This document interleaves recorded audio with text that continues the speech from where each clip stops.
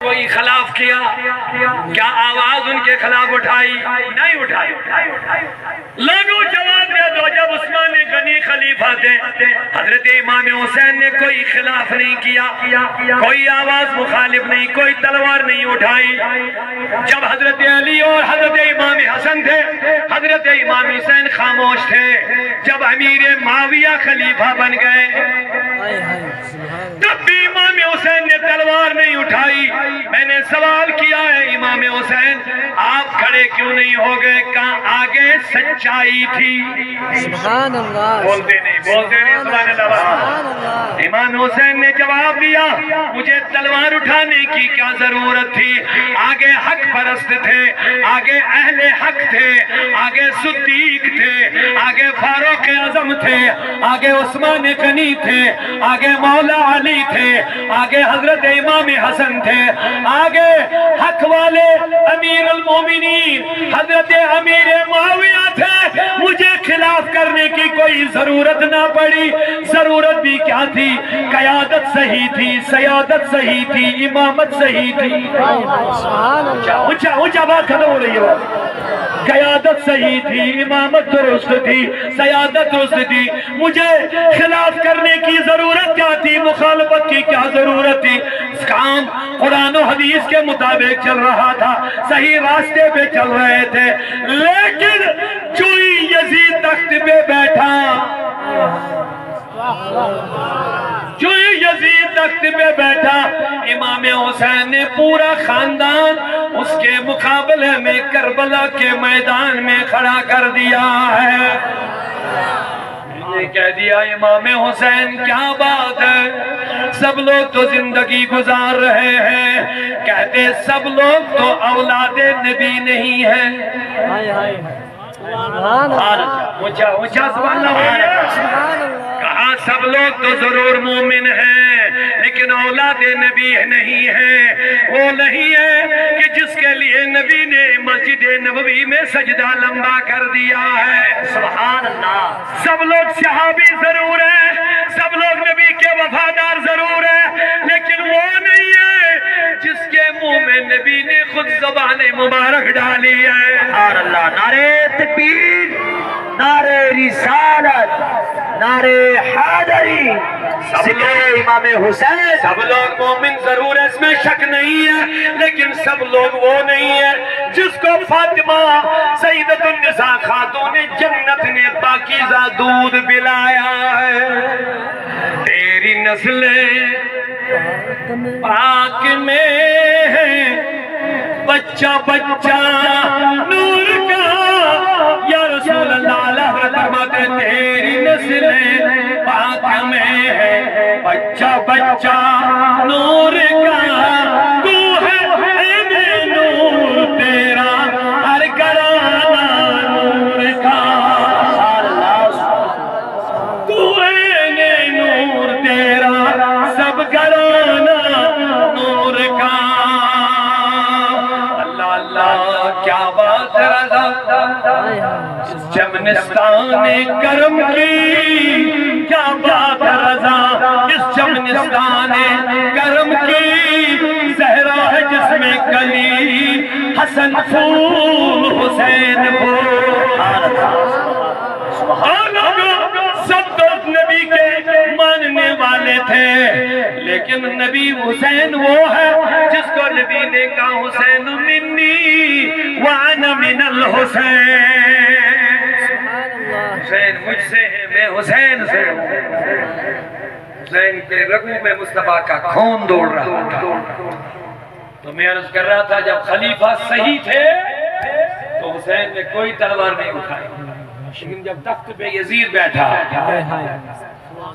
جب تخت پہ فاسق بیٹھا، جب تخت پہ شرابی بیٹھا، جب تخت پہ بے نمازی بیٹھا، جب تخت پہ اللہ کا نافرمان بیٹھا، جب تخت پہ وہ بیٹھا جو گناہوں کو فروغ دینا چاہتا تھا، جو قانون کو بدلنا چاہتا تھا، جو شریعت مصطفیٰ کے نظام کو تبدیل کرنا چاہتا تھا، جب تخت پہ وہ بیٹھا جو مصطفیٰ کی دی ہوئی تعلیم کو تبدیل کرنا چاہتا تھا، تو حسین نے کہا اب میری غیرت یہ برداشت نہیں کرے گی کہ میں خاموش بیٹھ پاؤں گا۔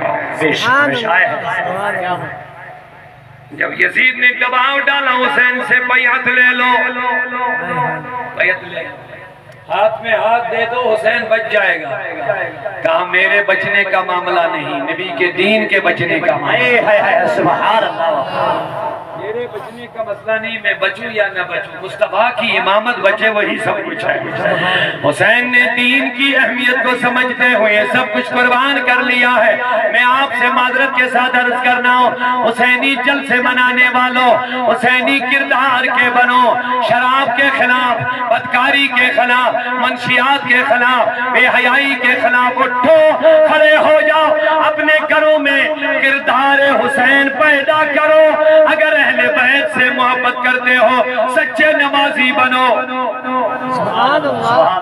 دین کی اسلام کی تعلیم کو عام کرو، کہہ دو انشاءاللہ، میں کہہ رہا ہوں نمازی بنو۔ امام حسین نے آخری سانسیں بھی سجدے میں لی ہے، لوگوں ذرا غور کرو، نماز کی اہمیت کو سمجھو، دین کی اہمیت کو سمجھو۔ اللہ کہتا ہے شکر اللہ آتا دنیا، تم دنیا کو ترجیح دے رہے ہو، والآخر تو خیر ہوا آپ کا، حالانکہ آخرت ہی تمہارے لیے بہتر ہے۔ اب جو دین کی اہمیت کو سمجھتا ہے وہ حسین کی طرح اسلام پہ خون کا قطرہ قطرہ قربان کر دیتا ہے۔ جو برائیوں کو روکنا چاہتا ہے اسی کا نام حسین ہے۔ توجہ ہے؟ جو یزیدیت کے خلاف کھڑا ہو جاتا ہے اس کا نام کیا ہے؟ حسین۔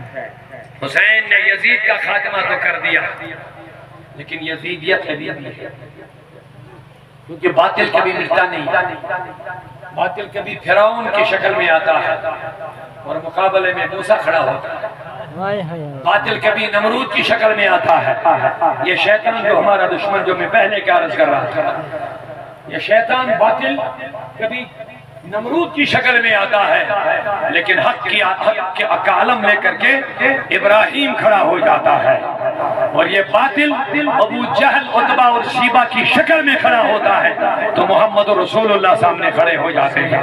یہ باطل یزید کی شکل میں کربلا میں کھڑا ہو جاتا ہے لیکن حسین کی شکل میں اس باطل کا خاتمہ کرنے کے لیے حسین اہل و عیال کے ساتھ قربان ہو جاتا ہے۔ لیکن اب تھوڑا سا فرق میں عرض کروں گا، نمرود آیا تو خدائی کا دعویٰ کیا، فرعون آیا تو خدائی کا دعویٰ کیا، ابو جہل عتبہ آیا تو صاف کفر تھے، لیکن کربلا میں کچھ الٹا ہو گیا، وہاں دونوں طرف نمازی تھے، کربلا میں کچھ مسئلہ بڑا پیچیدہ ہو گیا، وہاں حسین کے مخالفین بھی نمازی تھے اور حسین تو تھا ہی نمازی۔ اب دونوں طرف اذانیں ہوتی تھی، ادھر بھی اور ادھر بھی۔ کچھ سمجھ رہے میری بات؟ اب یہاں کچھ معرکہ جو چل رہا تھا یہ کچھ عجیب تھا، اسے پہلے جو مارکے چلتے تھے وہ صاف کفر اور اسلام کے مابین، لیکن یہاں دونوں طرف اسلام کی آوازیں آ رہی ہیں، ادھر بھی اس خیموں میں بھی آواز اذان کی، اس خیمے میں بھی آواز اذان کی، ادھر بھی نماز، ادھر بھی نماز، اس طرف بھی قرآن کی تلاوت، اس طرف بھی کربلا میں قرآن کی تلاوت۔